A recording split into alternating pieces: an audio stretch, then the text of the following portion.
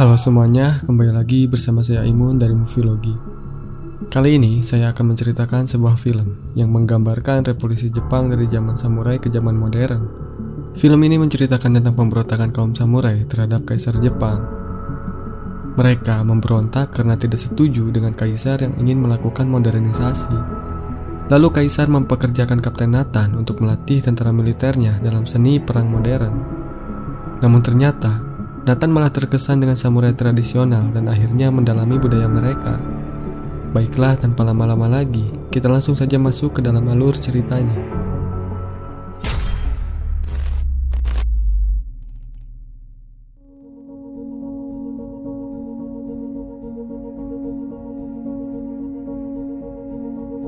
Film diawali dengan memperlihatkan seorang pria bernama Nathan yang merupakan mantan prajurit tentara Amerika.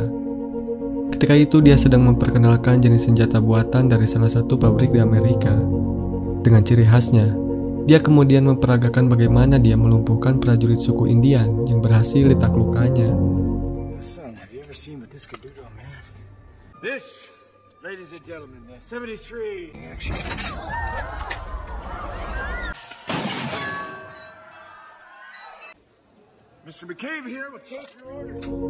Selanjutnya, ada seorang pria bernama Kolonel Bagley yang merupakan atasan Nathan. Bagley memperkenalkan Nathan kepada Tuan Omura yang merupakan salah satu petinggi militer di Kekaisaran Jepang. Omura sengaja datang jauh-jauh dari Jepang karena dia ingin mencari seorang prajurit yang sangat tangguh. Setelah mendengar kisah pertempuran Nathan dalam melawan pasukan suku Indian, Omura menjadi sangat tertarik, sehingga dia bermaksud untuk mempekerjakan Nathan agar dia bisa melatih prajurit Kekaisaran Jepang dalam menggunakan senjata api atau senjata modern. Nathan pun terlihat setuju, dan dalam beberapa waktu kemudian, Nathan yang ditemani oleh Sersan Gun pun akhirnya berlayar menuju ke daratan Jepang. Di sana dia akan melatih para prajurit Jepang supaya mereka bisa menghadapi para pemberontak primitif. Karena para samurai primitif yang tidak ingin melakukan perubahan ke arah yang lebih modern pun akhirnya memberontak terhadap kebijakan Kekaisaran Jepang. Kemudian, Nathan pun sampai di pelabuhan Yokohama di Jepang. Di sana, dia bertemu dengan seorang fotografer yang sudah tinggal di Jepang selama puluhan tahun, dan orang tersebut bernama Simon. Nathan lalu datang ke tempat tersebut dengan para tentara Inggris. Sesampainya di sana, Nathan yang ditemani oleh Simon kemudian menghadap ke kaisar Jepang yang jarang ditemui oleh rakyatnya, dan kaisar itu bernama Meiji. Meiji berharap supaya Nathan bisa melatih para prajurit Jepang agar bisa mahir dalam menggunakan senjata api. Kemudian scene berpindah ke medan latihan para prajurit. Prajurit yang ada di sana kebanyakan berasal dari kaum petani, sehingga mereka sangat kaku ketika menggunakan senjata api. Namun, itu bukanlah suatu masalah, dan Nathan tetap bertugas sebagaimana mestinya dengan cara melatih para prajurit secara terus-menerus.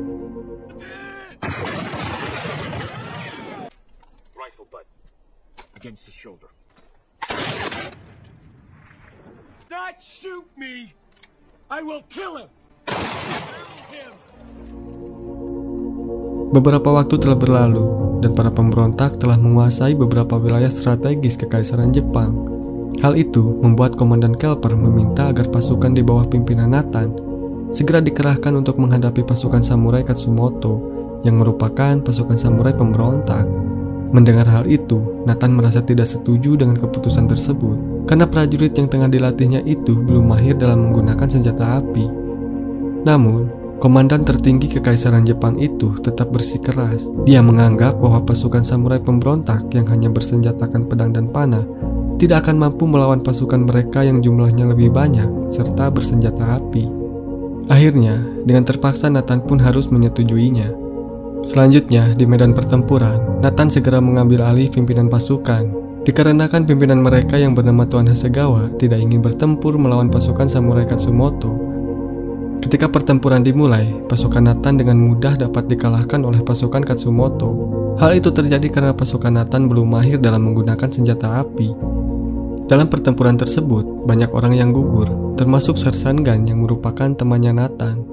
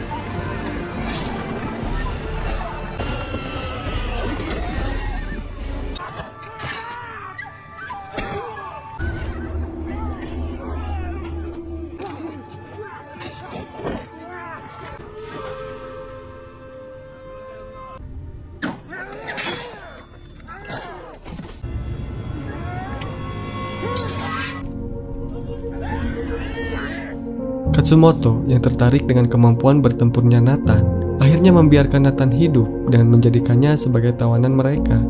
Di sisi lain, Tuan Hasegawa yang sebelumnya tidak ikut berperang akhirnya memilih untuk mati secara terhormat di depan para pasukan Katsumoto dengan menggunakan tradisi harakiri, yaitu bunuh diri karena telah kalah dalam pertempuran.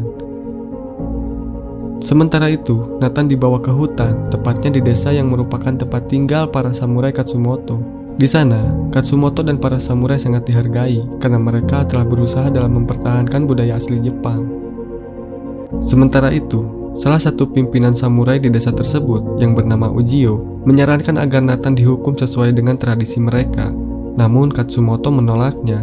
Dia berkata bahwa Nathan bukanlah keturunan dari mereka. Hari demi hari pun telah berlalu dan kesehatan Nathan sekarang mulai membaik. Namun, dia selalu diawasi oleh salah satu samurai yang ada di desa tersebut. Di sana, ada seorang wanita bernama Taka yang merupakan seorang janda. Suaminya telah meninggal akibat terbunuh di peperangan sebelumnya. Selain itu, dia juga adalah orang yang merawat Nathan selama ini. Karena telah menghabiskan banyak waktu di sana, akhirnya Nathan pun mulai tertarik dengan budaya tradisional orang Jepang di sana. Kemudian, Samurai Katsumoto berkata kepada Nathan bahwa dia menginginkan Nathan untuk tetap tinggal di sana karena dia ingin belajar banyak dari Nathan. Akhirnya Nathan pun bersedia untuk tetap tinggal di sana. Beberapa waktu kemudian, Nathan yang mulai tertarik pun berkeinginan untuk berlatih ilmu pedang dari samurai tersebut. Dengan perlahan, Nathan mulai menguasai bahasa Jepang dan mulai menguasai ilmu pedang dari para samurai.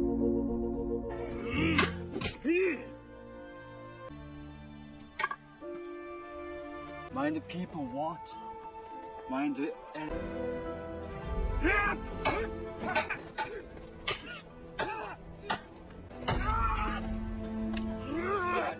Okay, Wari? おい、聞いたか？もっとこうしてやってくれ。 The way of the sword.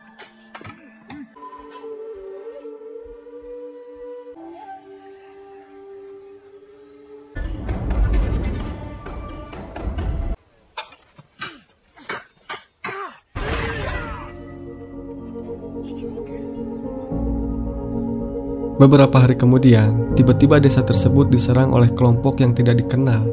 Mereka membantai siapa saja yang mereka temui.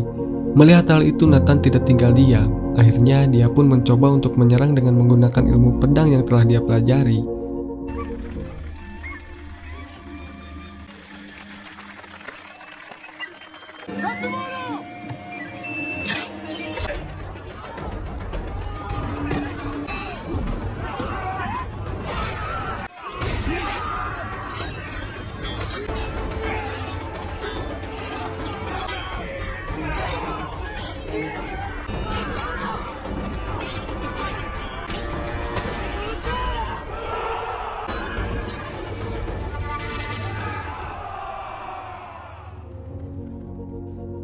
Di keesokan harinya, Samurai Katsumoto akhirnya mengantar Nathan untuk kembali ke kota Kekaisaran Jepang karena masa tawanan Nathan di desa para samurai telah berakhir.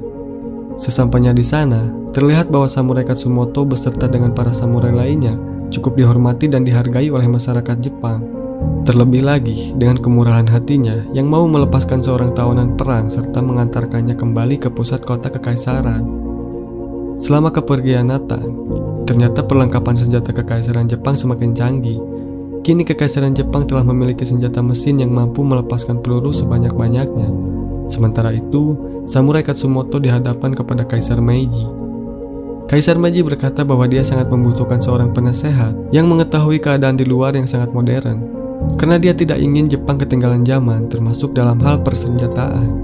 Mendengar hal itu, Samurai Katsumoto pun mengatakan bahwa modernisasi akan merusak tatanan kehidupan sosial budaya masyarakat Jepang. Di sisi lain, demi kepentingan pribadi dan bisnisnya, Omura telah mengesahkan undang-undang baru yang membatasi pergerakan kaum para samurai. Akibatnya, warga Jepang kini dilarang untuk memakai rambut berkuncir dan membawa pedang secara bebas. Selanjutnya, di sidang Dewan Kehormatan Kekaisaran Jepang, Samurai Katsumoto dicopot dari profesinya dan dia pun ditahan.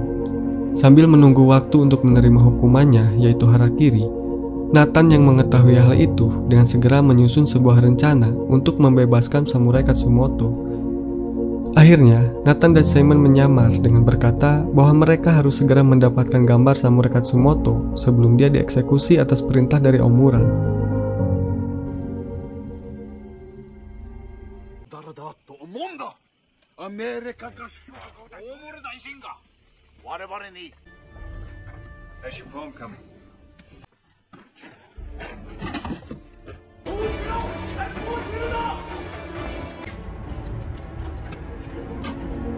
Namun sayangnya penyamaran mereka pun terbongkar, sehingga anak dari samurai Katsumoto pun akhirnya mengorbankan diri supaya bisa menghadang pasukan Jepang.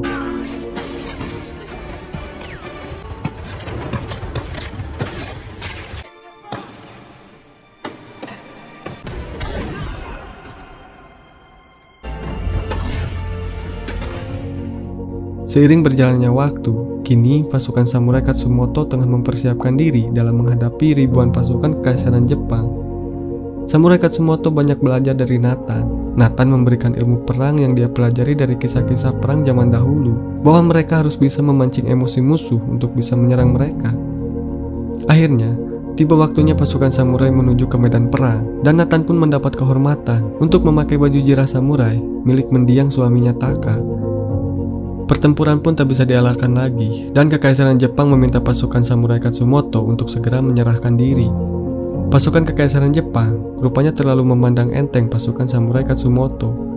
Namun hal itu justru diharapkan oleh Nathan, sehingga mereka bisa menggunakan strategi perang yang telah mereka pelajari. Akhirnya, jebakan bola api dan serangan panah dari pasukan samurai Katsumoto cukup memporak-porandakan pasukan kekaisaran Jepang. Ternyata, strategi tersebut cukup banyak mengurangi jumlah pasukan dari kekaisaran Jepang, sehingga penyerangan selanjutnya pun bisa dengan mudah dilakukan.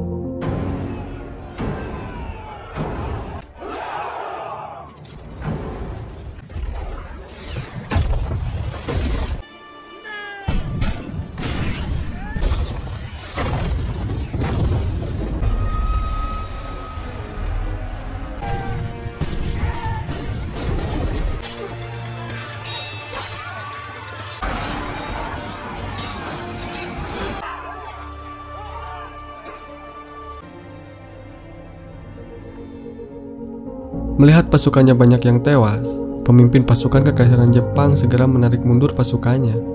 Melihat hal itu, samurai Katsumoto pun senang. Tetapi, Nathan merasa yakin bahwa pasukan kekaisaran akan kembali menyerang mereka dengan cara yang lebih dahsyat.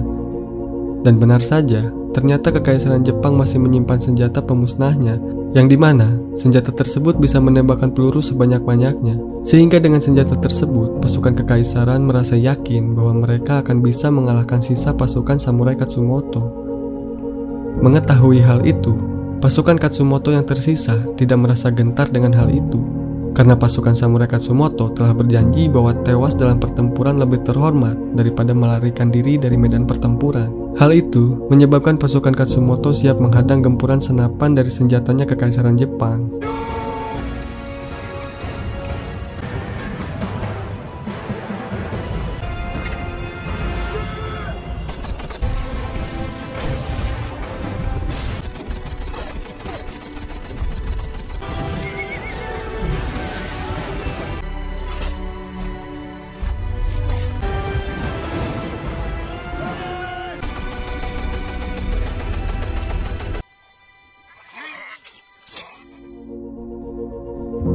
Akhirnya satu persatu dari pasukan Katsumoto pun mulai gugur.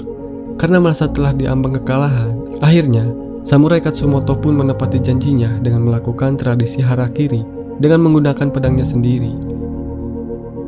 Sebenarnya Katsumoto merupakan seorang pahlawan kekaisaran Jepang, karena dia turut berjuang untuk menjaga dan melindungi kekaisaran Jepang. Namun, karena perbedaan pendapat, akhirnya Katsumoto pun dianggap sebagai pemberontak. Tetapi dia masih dihargai sebagai pahlawan oleh kekaisaran Jepang. Kemudian, sesuai dengan kesepakatan antara Jepang dan Amerika, yaitu apabila pasukan kekaisaran Jepang mampu melumpuhkan para pemberontak dengan menggunakan senjata buatan Amerika, maka perjanjian jual beli senjata tersebut akan segera disahkan. Rupanya dalam bisnis ini Omura sangat diuntungkan, karena dialah orang yang telah mengatur segalanya demi kepentingan pribadinya. Namun, tiba-tiba Nathan datang menghadap kaisar untuk menyampaikan pesan terakhir dari samurai Katsumoto yang berpesan bahwa kaisar harus memegang teguh kebudayaan leluhurnya orang Jepang dan Jepang bisa berjaya karena para kaum samurai. Mendengar hal itu, akhirnya Kaisar Meiji pun membatalkan perjanjian jual beli senjata dengan Amerika karena bisnis tersebut tidak membawa keuntungan sedikit pun bagi rakyatnya. Dan karena selama ini Omura telah mengatur bisnis dengan pihak luar, sehingga dia pun bisa memperkaya diri sendiri. Tetapi, akhirnya seluruh aset milik Omura disita oleh kepentingan negara. Dan jika Omura tidak bersedia, maka dia harus melakukan harakiri untuk menutupi rasa malunya. Selanjutnya, kisah pun berakhir dengan memperlihatkan Nathan yang kembali ke desa para samurai. Di sana, dia menemukan kedamaian sampai dengan akhir hayatnya dan mencoba membayar kesalahan atas meninggalnya suami Taka karena ulahnya, dengan menjadikan Taka pendamping hidupnya untuk selamanya.